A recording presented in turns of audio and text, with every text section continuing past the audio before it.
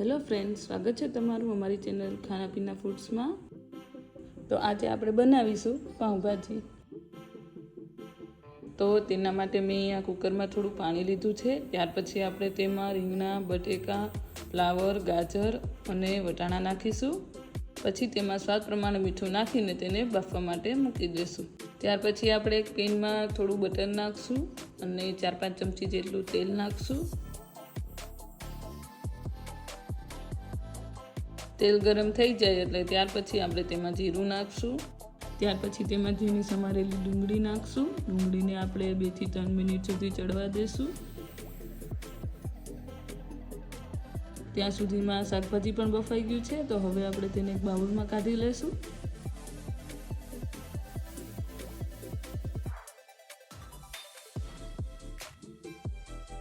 પછી શાકભાજીને આપણે મેસરની મદદથી મેશ કરી લેશું।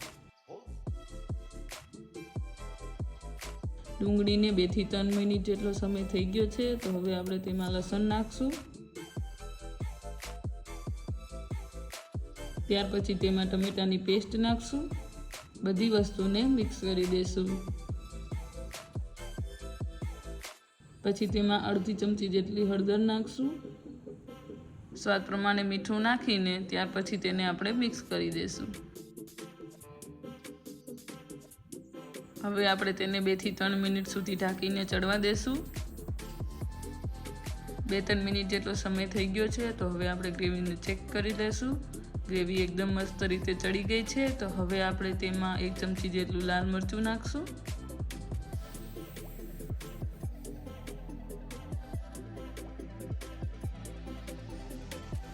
મરચું તેલમાં પાકી જાય ત્યાર પછી આપણે તેમાં અડધો ગ્લાસ જેટલું પાણી નાખશું।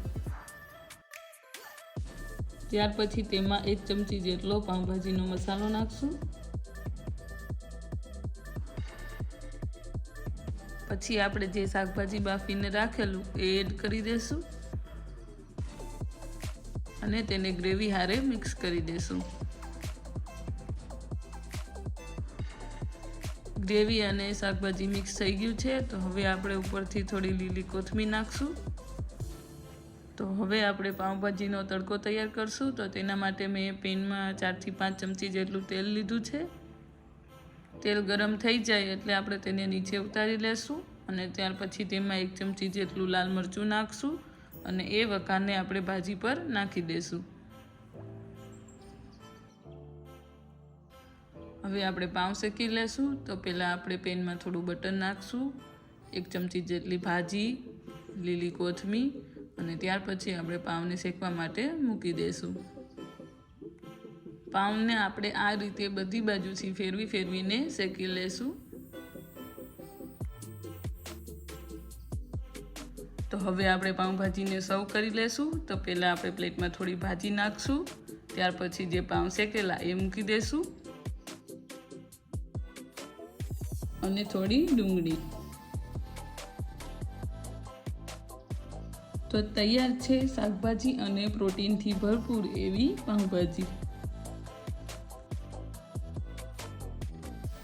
जो तमने मारी रेसिपी गमी होय तो विडियो ने लाइक, शेर अने चेनल ने सब्सक्राइब जरूर थी करजो।